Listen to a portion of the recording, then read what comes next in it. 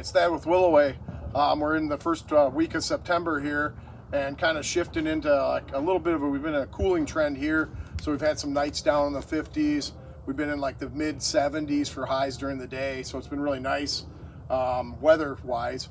We're starting to see dews at night. So some of the stuff we're kind of getting into our fall mode. So we've got 7-gallon Cercis canadensis, all the varieties. So we've lots of different varieties that are out there now. There's different, more of like a purple color. There's several varieties out there now. There's the yellows. There's several varieties of that. There's some variegated ones. So lots of choices out there. Check our availability on that. Really want to just talk about this is a great time for start thinking about planting in the fall here and really get going with the adequate, more seasonable weather. The moisture in the ground will really help with some of the planting. So it's really good to put a push on planting in the fall and let people know the roots are going to grow until the ground freezes. So you've got lots of time still, and we're getting past that heat of the summer. So we're going to talk today a little bit more about kinds of different shade trees that we have out there and options. Hey, we moved over some Japanese maples. We've been growing Japanese maples here at Willoway for a lot of years. Really kind of brought this to a new level. These are 20-gallon Acer Tamiyuki, so Tammys. So really nice dissectum form, really pendulous. This is kind of like a display piece specimen. We've got really nice numbers of these now built up. And I think really spectacular. We do a really nice job growing this plant.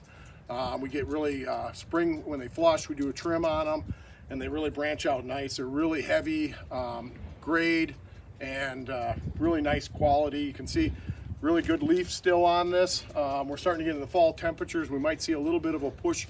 You'll see a little bit of new growth flash out that's a little more of a brighter color in the red. But this is like a weeping pendulous form. We do stake it up to bring it up higher. We do have blood goods, emperor ones. We've got a number of varieties. So if you're looking for something besides a dissectum, we do have the straight palmatums, the different varieties there as well. Hi, we moved over some maples. This one's Red Point, real nice form, more compact of the red maples. We also have Red Sunset and Jeffers Red as well. Real nice selection. These are 15-gallon.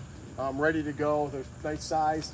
They're about 9 foot right now from about the top of the pot, a little more. So nice leaders developed in them. Good shape. We do a nice job with pruning the sides in and keeping a really good habit in them. Really clean. We have a pretty good program here. One of the things with red maples, they're known to get leaf hoppers. So with leaf hoppers, we start looking when they first cut the first grass or hay in the field. We tend to see them start to pick up at that point. So, and then we're on a regular rotation with them. What that can do is burn the tips and shorten the growth on them. We do a pruning into these every couple, probably about once a month, in them to keep them nice and full. Work the leaders, and then they're on a bamboo stake, staked up, so nice and straight. Degree days, we're at 2730 right now. So a couple things coming up in like the 2900 to 3100. Things to be looking for is spruce spider mite getting started here. Peach borer, locust borer are all things that are kind of coming on, along with Zimmerman pine moth, but Zimmerman might be a little bit later in that window. Some of the indicator plants, like for the spruce spider mite, would be sugar maple, starting to show a little bit of its color, fall color showing, or pagoda dogwood starting to purple up, the leaves purpling a little bit.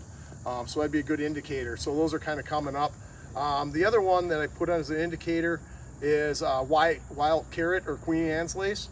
So that should be about finishing bloom to brown as an indicator for those, and you'd want to be out looking for that.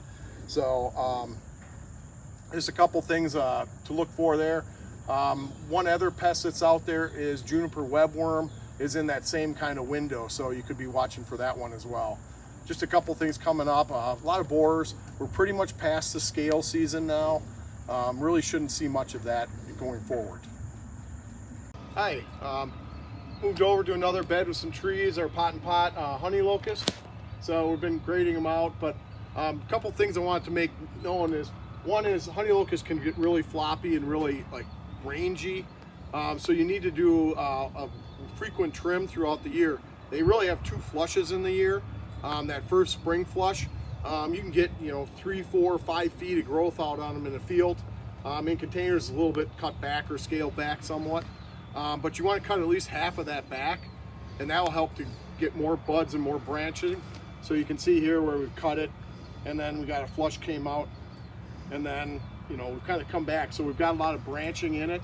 The other part that I wanted to kind of talk about is honey locust is one that needs to be staked when it's young, especially because it gets really, it can get kind of rubbery, so it can kind of flop a little bit. That massive growth in the spring, when it throws that out, the strength in the stem is not enough, and it will tend to bend over on you. So it's really important that you take some of that top weight off and get a stake on these. Fiberglass bamboo, I've seen electrical conduit used, but that's really important. And then that second flush comes, usually you see it in June, July, kind of depends on what the weather's doing, but June's usually a good time to think about it, and you want to take that second flush and cut it again. That'll help really get you a really nice head, and that's what we've kind of built in these, a really nice head. It's not overbearing or floppy, and holds up, and it's lined up with the size of the trunk. So you've got a really nice head. We're talking about 12, 15 foot on most of these, 12 foot. So real nice size, ready to go for the landscape. And also most of the honey locusts get a yellow fall color, but it's not great. But one of the great things is very little cleanup. So the leaves are really tiny, don't really have to do much with it. So it makes a great plant for an area that maybe you want a little lower maintenance. Hi, we moved over some other trees here at Long Road. Doing a really nice job with this crop. This is Slender Silhouette Sweet Gum. One thing I really love about this, it stands out this time of year, it's got that really nice dark green foliage right now, really rich. And you can see the new growth, it's got that lighter green color that's just coming out. This is a columnar, so very narrow space plant. I think it's not utilized as much as what could be used out there. Another columnar plant that I really like is the birch. That one's really nice as well. But I think this one, you also get a little bit of fall color to it. So really nice plant to look at. I think it's one of the ones that should be on your list of having this time of year. And I think it's something that will move out, brings a little bit of interest throughout the year.